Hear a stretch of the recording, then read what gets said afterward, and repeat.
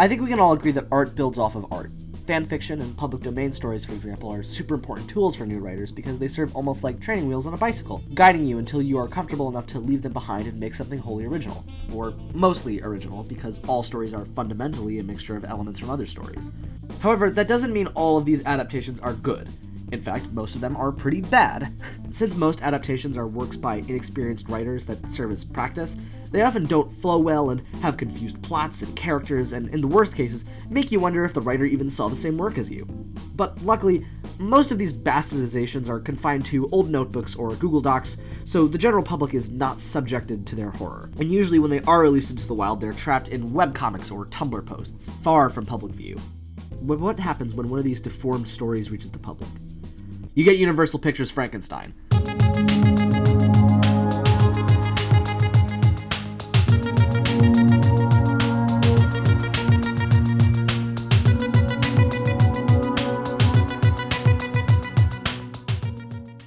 Real quick, I want to make clear that I try to stay semi-neutral when talking about these films. However, analysis of a work is always subject to personal opinion, and any critic worth their soul should be able to recognize that. There's no single way to interpret a work of art, and these are just my observations from watching the film. I'm saying this now because personally, I despise this film, and this is going to be possibly the most negative review I make on this channel. I think Frankenstein, 1931, is an utter failure of an adaptation that misunderstands the work it is adapting, and if Mary Shelley was brought back from the dead and shown this film, I think she would want to get back in her coffin. And I know that this is quite the statement, so let's get some context by reading the novel this film is based on. He did the mash. He did the monster mash. The monster mash. If there is a god, he hated Mary Shelley, because this woman just could not catch a break. Her mother died when she was a child. Her stepmother favored her half-siblings over her. Her father was in debt and disapproved of her romantic partner. She supposedly lost her virginity on her mother's grave. 3 of her children died. Her older sister committed suicide, and her husband died in a storm while boating in Italy. Seriously, look her up because her life is actually insane.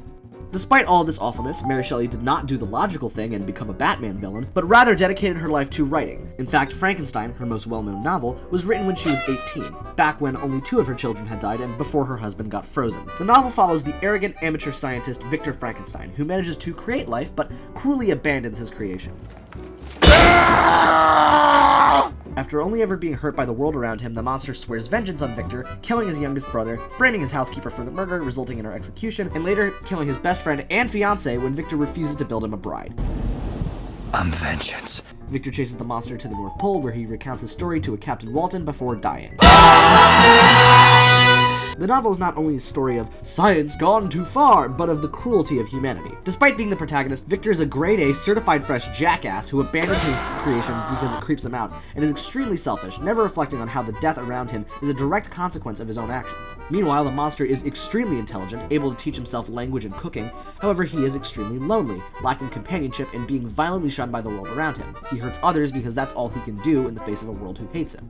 Mary Shelley's novel is clear and engaging, if at times bogged down by expository letters. Meanwhile, the 1931 film is a confused mess with no discernible message and also eugenics. Gentlemen, here we have one of the most perfect specimens of the human brain that has ever come to my attention at the university. And here the abnormal brain of the typical criminal. Observe, ladies and gentlemen, the scarcity of convolutions on the frontal lobe as compared to that of the normal brain, and the distinct degeneration of the middle frontal lobe. All of these degenerate characteristics check amazingly with the case history of the dead man before us, whose life was one of brutality, of violence, and murder. Both of these jars will remain here for your further inspection. Thank you, gentlemen. The class is dismissed. Yeah, if you legitimately believe that some people are more biologically predisposed to commit crime, I think you may have accidentally gotten to this video while looking for Fox News on your Roku TV.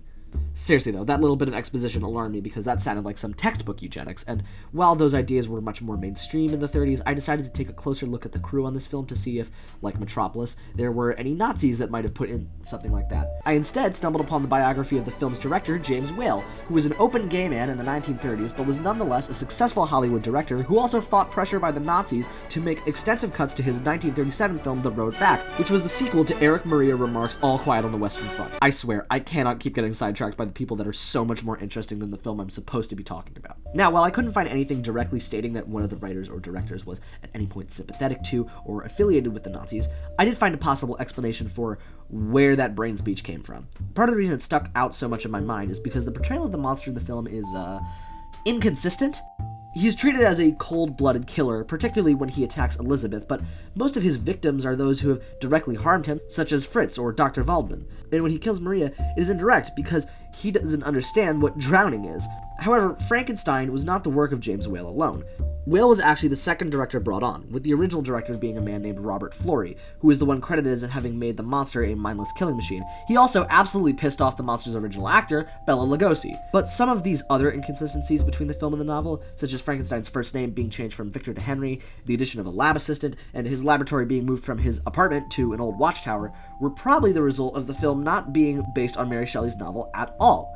Instead, it was based on a stage adaptation of the novel by Peggy Webber. So yeah, I wasn't joking when I said this film is confused. It's an adaptation of an adaptation that was passed through several writers and directors, one of whom chose to disregard Shelley's original characterization of the antagonist and also pissed off one of Hollywood's biggest stars. It'd be like if they made an adaptation of The Lightning Thief based on the musical and cast Tom Holland as Luke, except they removed all of his tragic backstory and just made him a jerk for no good reason. And I think that's part of why I hate this movie so much. In the process of adaptation, it loses so much of what I think made Shelley's novel so compelling. Past the initial creation of the monster, Henry is unequivocally a good guy, and the only person that puts blame on him for his actions is himself. Henry cares for the monster and acknowledges that he kills Fritz because Fritz tortured him. Victor Frankenstein would never do that. He would not love his creation, and he certainly would not come to the conclusion that in treating the monster cruelly, he is partially responsible for the deaths of his loved ones. Part of what makes Shelley's novels so effective is how blinded by pride and arrogance Victor is. He lets his housekeeper and adopted sister Justine die because he refuses to speak up about how the monster is the real killer. Henry, meanwhile, is willing to go hunt down his monster after a little girl he doesn't know gets killed. And by the way, how the hell did they figure out Maria was killed by the monster? It's not like anyone saw it. She's like 10 and is playing unsupervised by a lake. She couldn't have just fallen in? Whatever, just another weird thing in this movie for me to complain about. Going back to ways that Shelley's novel is far superior, this movie is just not scary. And I get that isn't entirely its fault. The standards for horror were much lower back in 1930, but there are some changes that I think are pretty easy. Like, when Dr. Waldman is killed, you could frame it from below, looking up at him, so that we slowly see the hand move into frame to strangle him, instead of being stuck in a very unscary wide. And if you think I'm being harsh, I probably am. But Metropolis was very engaging in its climax, and I was genuinely afraid for the characters, something I never felt in this film. And I have a hunch as to why.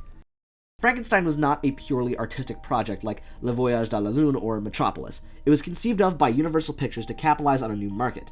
The company had just seen how successful horror films could be with the release of Dracula in 1931, and Frankenstein was an attempt to recapture that success. I decided to cover this film, as well as two of the other Universal monster movies, because the books they are based on were all early works of science fiction, and the movies were all very profitable. I was under the assumption that there would be something to talk about with this film relating to sci-fi history beyond it's an adaptation of a sci-fi novel, but there isn't. And while I can see some elements of the monster as a tragic character, unwillingly brought into this world he doesn't understand, and punished when he acts out, the marketing for this film suggests to me that I'm not supposed to sympathize with him. And the cherry on top of this garbage cake is the science in this science fiction film, because oh boy did it piss me off. I already talked about the Here, the abnormal brain of the typical criminal. Yeah, that. But there's also how Victor creates the monster. In the book, Victor discovers an undefined principle of life that allows him to, through unspecified means, bring the monster to life. This lack of explanation not only helps add horror, but it keeps things vague enough that it can be molded into one's scientific understanding. For example, having seen the classic lightning scene, I guess that Victor brought the monster to life using a lightning strike because our bodies are controlled by electrical currents, and he was using the lightning like a super powerful defibrillator. And Shelley's vagueness was probably intentional, helping to add a timelessness to her novel. Meanwhile, the film pulls its science fully out of its ass by saying that Henry discovered a ray beyond ultraviolet that gives things life, and also it's in lightning. So, in addition to bastardizing Shelley's novel, they also felt the need to copy from The Color Out of Space. So, yeah, in this film, the monster was brought to light by mysterious colors unlike any seen on Earth. That's not how light works, guys!